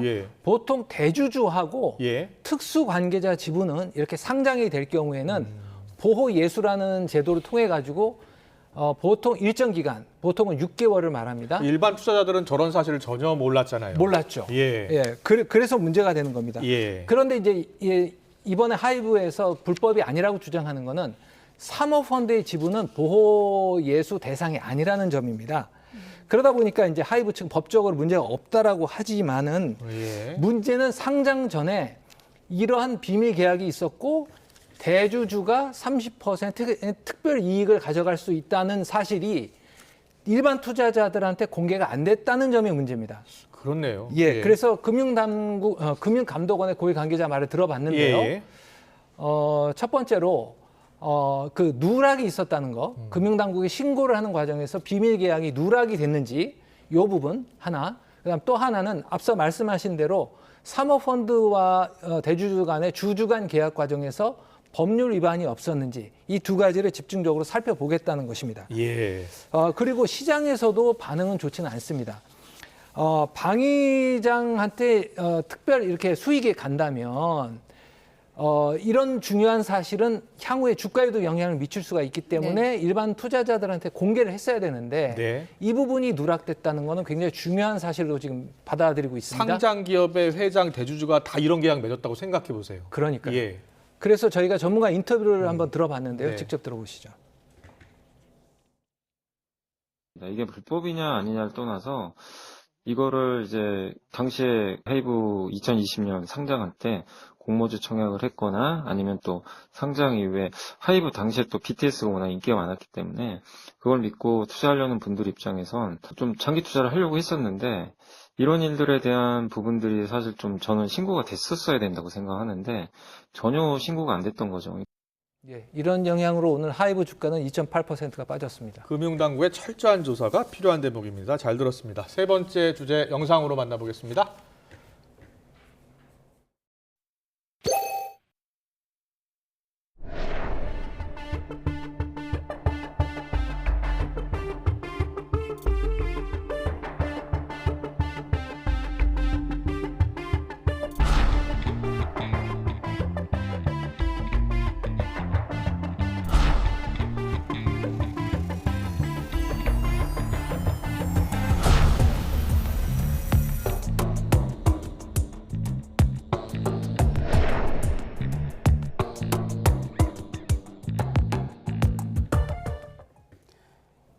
코코아 가격 인상에 디저트 가격도 들썩. 초콜릿 들어간 제품들이 많이 올랐나 봐요. 이달부터 올랐습니다. 뭐 나이 드신 분들이야 좀 멀리 하시겠지만 젊은 분들은 많이 찾고 있는데요. 보시면은 혜태그룹 같은 경우는 지금 평균 제품 10개 제품 가격의 평균이 8.59% 올랐고요. 10%네요. 거의 10%. 오리온의 경우는 지금 13개 제품의 평균 가격이 10.6% 올랐고요. 롯데 웰푸드는 이미 지난 6월부터 올렸는데요. 17개 제품 가격이 평균 12%가 올랐습니다. 네. 이거는 이제 주 원료인 카카오 가격이 올랐기 때문인데요. 일반적으로 뭐 제과업체뿐만 아니라 이렇게 초콜릿을 가공해가지고 디저트를 만든 소상공인들도 지금 굉장히 비상에 걸린 상황입니다. 저희가 이제 초콜릿을 이용해서 디저트를 만드는 쇼콜라티 한 분하고 소비자 한 분의 인터뷰를 했습니다. 네. 들어보시겠습니다. 4만 원대가 6만 원대 된다거나 확실히 피부로 느껴질 만큼 티나게 오르고 있어요. 버텨보려고 하는 중인데 나중에는 어떻게 될지 저도 확신은 없어요. 초콜릿 제품이나 초콜릿 과자 같은 거 많이 먹습니다. 가격이 올랐으니까 지금 초콜릿 제품 같은 거는 조금 사는 게 꺼려질 것 같아요. 제과류에는 초콜릿이 안 들어가는 게 없는데 왜 오르는 건가요? 이게 이제 초콜릿의 주원료인 카카오 가격이 오르기 때문인데요. 카카오 가격이 오르기 시작한 건 작년부터입니다. 보통은 톤당 한 2,000에서 4,000달러 선이었는데요. 작년 11월부터 4,000달러 넘었고요. 올해 4월에는 10,000달러까지도 넘었습니다. 지금 현재 9,000달러 수준이고요. 생산량의 70%가 서아프리카에서 생산이 되는데 그 앞바다에 수온이 평균 1.5도 올라가는 엘니뇨 현상이 생겼고요. 또 그로 인해서 생산량이 줄어들었는 데다가 또 병충해까지 겹치면서 생산량이 급감했습니다. 그런데 카카오 나무를 다시 한 그루를 키우는 데는 평균 7년 정도 걸린다고 하니까 단기간에 해결될 문제는 아닌 것 같고요. 그래서 지금 제조업체들은 가격을 올린다든지 앞서 말씀드린 것처럼 아니면 함량을 줄인다든지 이렇게 대하고 있는 상황입니다. 그렇군요. 성장률은 계속 떨어지고 물가는 계속 오르고 참 걱정입니다. 잘 들었습니다. 경제부 유한홍 기자와 함께했습니다. 고맙습니다. 고맙습니다. 이어서 기업 뉴스 전해드립니다. 국제 인도주의 단체 컨선 월드와이드가 지난주 2024 세계 기아 리포트를 열었습니다. 올해로 8회째를 맞는 세계 기아 리포트는 기아 위협이 높은 국가를 조명하고 함께 원인과 해결책을 찾는 행사입니다. 기아 종식, 기후 회복력, 그리고 젠더 정의를 주제로 열린 이번 행사에는 미셸 윈트럽 주한 아일랜드 대사와 김주령 컨선 월드와이드 한국 친선 대사 등이 참석했습니다. 다수의 패션 브랜드를 보유한 FNF 김창수 회장이 올해 언스텐영 EY 최우수 기업가상 시상식에서 최고 영예인 마스터 부문을 수상했습니다. 비즈니스 분야의 오스카상으로 불리는 EY 최우수 기업가상은 글로벌 회계 컨설팅 법인 언스텐영이 국가경제 발전과 글로벌 경쟁력 강화에 공헌한 기업가에게 수여합니다. 김창수 회장은 MLB, 디스커버리, 익스페디션 등의 해외 브랜드를 한국과 아시아 시장에 맞게 재탄생시켜 2022년에는 매출 1조 8천억 원, 지난해에는 1조 9,700억여 원을 달성했습니다. 12월의 첫 월요일 서울에서는 종일 뿌연 하늘이 이어졌습니다. 중국발 스모그로 서울도 서쪽 지방은 지금도 공기가 탁한데요. 이 초미세먼지는 앞으로 조금 더 잔류하겠지만 밤 사이에는 모두 날아가겠습니다. 밤사이 찬바람이 강해지기 때문인데요. 내일 공기는 깨끗하겠지만 날이 무척 추워집니다. 인천에는 한파 예비특보가 내려진 가운데 서울에서도 기온이 하루 만에 10도가량 꺾이겠는데요. 비교적 포근했던 오늘 낮 동안 녹았던 도로도 밤사이 다시 얼어붙겠습니다. 내일 서울 아침 기온이 영하 4도, 대전 영하 2도, 전주는 1도 보이겠고요. 낮에도 기온이 크게 오르지 못하겠습니다. 서울 4도, 세종 6도, 대구는 8도 예상됩니다. 내일 전국의 바람도 강해서 체감온도는 더 낮겠습니다. 옷차림 따뜻하게 하셔야겠고요. 내일 밤사이 중서부와 전북에는 또 한 차례 약한 눈비가 내리겠습니다. 날씨였습니다. 네, 월요일 뉴스원 여기서 마치겠습니다. 여러분 고맙습니다.